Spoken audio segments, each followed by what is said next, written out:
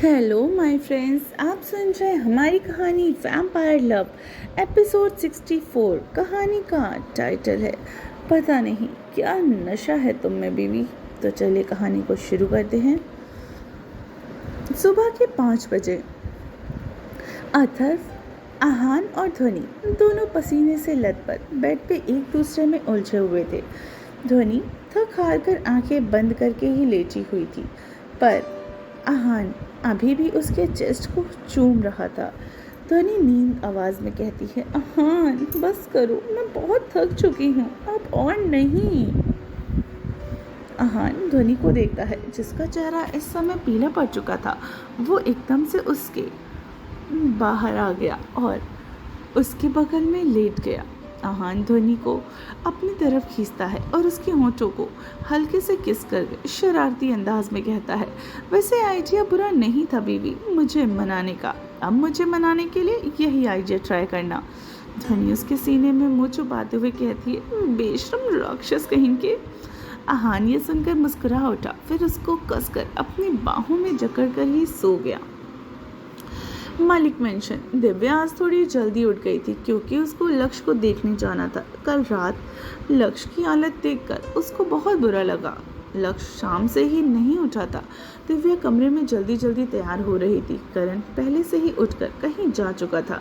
दिव्या मांग में सिंदूर भरकर जैसे ही पीछे मुड़ी, सामने खड़ी करण से टकरा गई और वो नाक सहलाते हुए करण को देखती है। दिव्या थोड़ी गुस्से में, अरे ऐसे कौन सामने आके खड़ा होता है, भूत हो क्या? करण उसकी बातों को इग्नोर करके उससे पूछता है, इतनी सुबह सुबह कहाँ चली? दिव्या उसके बगल से जाते हुए, वो मैं तुम्हें क्यों बताऊं? करण उसके बाजुओं को पकड़कर फिर से अपने सामने खड़ा करके शक्ति से कहता है, क्योंकि पति हूँ तुम्हारा, तो मेरा सवाल के जवाब दो। दिव्या 2 सेकंड उसको देखती ही रह गई, फिर अचानक से होश में आकर बोलती है, वो मैं लक्ष्य के कमरे में जा रही हूँ।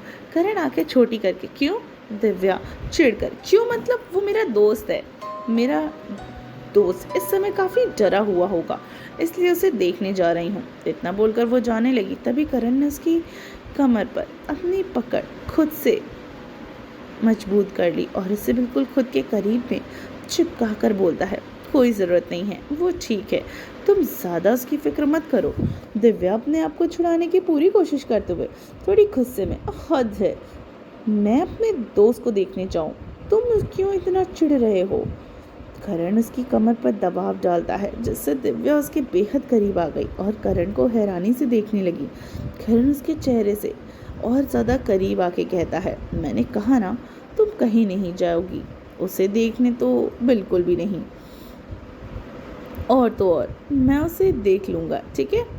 मैं क्या करूँगा तुम्हारे साथ? इतना बोलकर करण उसको छोड़कर बाथरूम के अंदर चला गया। दिव्या तो पूरा शौक में ही थी, वैसे ही बाथरूम के दरवाजे पर खड़ी होकर उसे घूर रही थी। दिव्या होश में आकर बाथरूम के दरवाजे को घूरते हुए खुद से कहती है, इसकी खोपड़ी, इसने मुझे धमकी दिया, इसकी हिम्मत कैसे हुई दिव्या को धमकी देने की? क्या समझता है ये? मैं इसकी खोपड़ी की खोखली कर दूंगी, सच बता रही हूँ। इसकी खोखली धमकियों से मैं डरने नहीं वाली हूँ। मैं तो जा रही हूँ, देखती हूँ ये क्या करता है। दिव्या बाहर जाते हुए, बड़ा आया मुझ पर हुक्म चलाने वाला। लक्ष्य का रूम। लक्ष्य रूम में आराम से सो रहा था। अचानक वो उठकर बैठ गया। सामने अनिका सोफे पर बैठे कॉफी पीते हुए उसी को देख रही थी। अनिका भौं चढ़ाकर, क्या हुआ लक्ष्य? लक्ष्य बाल में हाथ फेरते हुए अजीब तरीके से हंसकर, हाँ हाँ हाँ हाँ हाँ, अच्छा तो ये सपना था, मुझे तो लगा। लक्ष्य इतना ही बोल पाया कि तभी अनिका एकदम से उसके सामने आकर बैठ गई। लक्ष्य चौंक कर पीछे हट गया और उसको देखने लगा। अनिका की आंखें धीरे धीरे हरे रंग में बदल रही थी, जिसे देखकर लक्ष्य को यकीन हो रहा था कि उसने कोई सपना नहीं देखा था, वो सच था। अनिका अजीब तरीके से स्माइल करते हुए, क्या हुआ, झटका लगा क्या है ना? लक्ष्य बाबू, तुम्हें जो भी कुछ कल देखा वो सब सच था, और जब तक भाई नहीं कहते हैं तब तक तुम यहीं रहोगे, डरो मत। भाभी और तुम दोनों ही यहाँ सेफ रहोगे। उसके बिल्कुल करीब आकर डरावनी आवाज में, पर अगर तुमने यहाँ से भागने की कोशिश की तो बहुत बुरा होगा। लक्ष्य अकलाते हुए, हाँ, मैं भागने की कोशिश नहीं करूँगा। अनिका तिरछी स्माइल करके गुड। अनिका उससे दूर होकर बैठ गई और गहरी सांस लेकर कहती है, मैं तुम्हें डराना नहीं चाहती थी। तुम्हें और ध्वनि भाभी को जान का खतरा है, इसलिए हम कहीं जाने नहीं दे रहे हैं। समझने की कोशिश करो प्लीज़। इतना बोलकर अनिका रूम से चली गई। लक्ष्य उसको देखते ही रह गया। थोड़ी ही देर में दिव्या उसके कमरे में आई और उसके गले लग गई। लक्ष्य अभी भी शौक में वैसे ही बैठा हुआ था। लक्ष्य होश में आकर दिव्या को खुद से अलग होकर उसको ऊपर से नीचे देखते हुए बोला, तू तो इंसान है ना, कहीं तू भी उनकी तरह तो नहीं हो गई है। दिव्या मुंह बनाकर कहती है, बकवास बंद कर। दूसरी तरफ ध्वनि उठकर तैयार हो चुकी थी। आहान अभी भी बेड पर मुंह पिलो में छुपाए सो रहा था। ध्वनि आहान को हाथ पकड़कर खींचते हुए कहती है, आहान उठो ना, कितना सोओगे तुम, 8 बज रहे हैं। आहान एकदम से पलटा और ध्वनि के हाथों को पकड़कर अपने ऊपर खींच लेता है और उसके बालों को साइड करते हुए बोलता है, इतनी भी क्या जल्दी है बीवी। ध्वनि पलटकर अपने नीचे कर लेता है, चलो थोड़ा रोमांस करते हैं। ध्वनि मुंह बनाकर, हाँ रात भर रोमांस करके तुम्हारा मन नहीं भरा, कितने हफ्सी बन रहे हो तुम। आहान ध्वनि के फेशियल एक्सप्रेशन को देखकर हंस पड़ा। उसके गाल पर किस करते हुए बोलता है, उसे हफ्सी नहीं बेबी, प्यार कहते हैं। ध्वनि आहान के सीने पर हाथ रखकर उसके ऊपर से हटने की कोशिश करते हुए, बहुत हो गया प्यार व्यार, अब चलो मेंशन चलते हैं, मुझे भाई से मिलना है, पता नहीं वो कैसे होंगे। ध्वनि को कहने पर ही आहान उसके ऊपर से उठा और ध्वनि को हाथ देकर उठाया, फिर उसकी कमर पकड़कर करीब खींचते हुए बोलता है, थैंक यू बेबी। ध्वनि मुस्कुराई और उसके गाल पर किस करके बोली, तुमने मुझे माफ़ किया, वही काफ़ी है मेरे लिए। आहान सोचने का नाटक करते हुए, मैंने कब कहा कि मैंने तुम्हें माफ़ किया। ध्वनि पाउट बनाकर कहती है, मतलब तुमने मुझे माफ़ नहीं किया। आहान अभी तक सोचा नहीं है, सोचकर बताता हूँ। उसकी बात सुनकर ध्वनि को गुस्सा आने लगा और उसने आहान को धक्का दिया और पलट कर जाने लगी। तभी आहान फुर्ती से आकर उसको पीछे से अपनी बाहों में भरकर उसके कंधे पर अपने चिन को रख देता है। ध्वनि गुस्से में छूटने की कोशिश करते हुए कहती है, छोड़ो मुझे, तुमने मुझे माफ़ नहीं किया ना, तो मेरे पास क्यों आ रहे हो। ध्वनि आहान उसके पेट पर हाथ कसते हुए बोलता है, बेबी गुस्सा क्यों कर रही हो। ध्वनि मुंह फुलाए कहती है, तो क्या करूं, एक तो मैंने तुम्हारे लिए रात को इतनी तैयारी की और तुम कह रहे हो कि तुमने मुझे माफ़ नहीं किया। जाओ तुम मुझसे बात मत करो। आहान उसकी गर्दन पर मुंह छुपाते हुए उससे सूंघते हुए कहता है, मजाक किया था बेबी और तुमने सीरियसली ले लिया। आहान की बातें सुनकर ध्वनि शांत पड़ गई और सर टेढ़ा करके आहान के चेहरे को देखकर पूछती है, सच में। आहान ध्वनि को एकदम से अपनी तरफ पलटाता है और उसके चेहरे पर झुककर बेहद प्यार से बोलता है, सच में बेबी। वह शरारती अंदाज में उसके कान के पास आकर बोलता है, और वैसे भी तुमने रात भर मेरे लिए इतनी मेहनत की है, उसके लिए तो माफ़ी बनती है ना। आहान की बेशर्मी भरी बातें सुनकर ध्वनि के गाल फिर से टमाटर की तरह लाल हो गए और उसने अपनी पलकें झुका ली, जिसे देखकर आहान मुस्कुरा दिया और आहान झुककर उसके कंधे को चूम लेता है, जिसके एहसास से ध्वनि का दिल फिर से ज़ोरों से धड़कने लगता है। उसकी आंखें अपने आप बंद हो गई थी। फिर आहान अपने होठों को उसके कंधे से होते हुए उसके गालों तक ले आया और उसके गालों को मदहोशी से किस करने लगा। धीरे धीरे से उससे अलग हुआ और उसको देखने लगा। ध्वनि को जब कुछ भी महसूस नहीं हुआ तो वो आंखें खोलकर देखती है। आहान उसको एकटक ऐसे ही देख रहा था। ध्वनि शर्म से नजरें नीचे झुका लेती है। आहान उल्टे पाँव वॉशरूम में जाते हुए उसे देखकर बोलता है, पता नहीं क्या नशा है तुम में बीवी, तुम्हें देखते ही अपने होश खो बैठता हूँ, मन करता है बस तुम्हें प्यार करता हूँ, लव यू बेबी। बोलते हुए आहान बाथरूम के अंदर जाकर दरवाज़ा बंद कर देता है। ध्वनि उसकी बातें सुनकर शर्म से पानी पानी हुई जा रही थी। उसने शर्म से पानी पानी हुए अपने हाथों को तुरंत ही ढक लिया। वहीं दूसरी तरफ दिव्या चिढ़ते हुए, क्या बकवास कर रहे हो तुम? लक्ष्य दरवाजे की तरफ देख रहा था। ऐसा लग रहा था जैसे उसको होश में ही नहीं हो।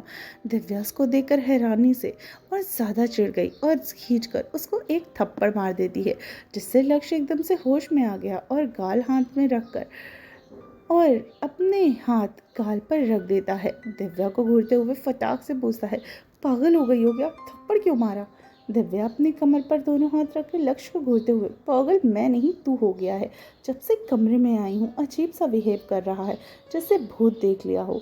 उसकी बात पूरी होने से पहले ही वो बेड से उछलकर खड़े होते हुए बोलता है, हाँ देखा है मैंने भूत। क्या तुमने नहीं देखा? वो अनिका इंसान नहीं है, भूत है। दिव्या बेड से नीचे उतरकर लक्ष्य सर पर हल्के से चपत मारते हुए कहती है, अरे पागल वो भूत नहीं वैम्पायर है, प्रिंसेस है वो। लक्ष्य दिव्या को घूरते हुए, जो भी हो वो है तो भूत की प्रजाति के ही ना। दिव्या अपना माथा पीट कर, अरे गधे मैं तुम्हें कैसे समझाऊं? दिव्या सर सटका कर, तुझे जो सही लगे वही प्रजाति पर। अब तो इसी प्रजाति का हिस्सा बन चुका है, समझा तू? यहीं रहना है तुझे जब तक जीजू नहीं बोलते। लक्ष्य हैरानी से, क्या? कौन जीजू? किसका जीजू? तू उसे जीजू कब से बुलाने लगी? लक्ष्य दिव्या को ऊपर से नीचे तक देखता रहा, फिर हैरानी से पूछता है, तुझे क्या हो गया है? तूने किससे शादी कर ली अब? लक्ष्य दिव्या को ऊपर से नीचे देख ही रहा था और ऐसे क्वेश्चन कर रहा था।